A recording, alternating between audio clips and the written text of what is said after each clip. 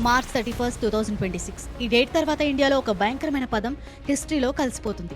60 ఏళ్ల రక్త చరిత్రకు ఎండ్ కార్డ్ పడబోతుంది. Central home minister Amit Shah recent గా ఒక షాకింగ్ స్టేట్మెంట్ ఇచ్చారు. వచ్చే ఏడాది మార్చ్ కల్లా దేశం నుండి నక్సలిజాన్ని కంప్లీట్ గా క్లీన్ చేసేస్తానని డెడ్ లైన్ కూడా పెట్టారు.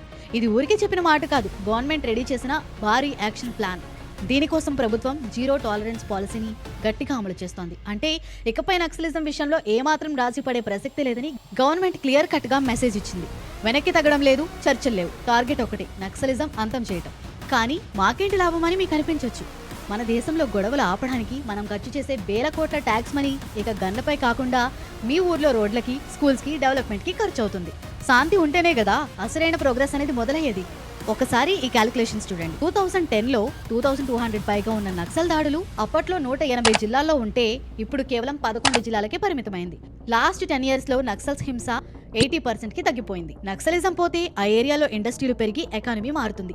కాకపోతే డెవలప్మెంట్ పేరుతో అడవులు పాడవకుండా గిరిజనుల హక్కులను కాపాడడం అనేది గవర్నమెంట్ కు ముందున్న అసలైన ఛాలెంజ్. నేను ఆల్రెడీ స్టార్టింగ్ లో చెప్పినట్లు ఆ డెడ్ లైన్ లోపు అమిత్ షా టార్గెట్ ఫినిష్ అయితే అది ఇండియన్ హిస్టరీలో ఒక బిగ్గెస్ట్ టర్నింగ్ పాయింట్ అవుతుంది. మరి ఇది సాధ్యమేనా? మీరేమనుకుంటున్నారు? కామెంట్ చేయండి.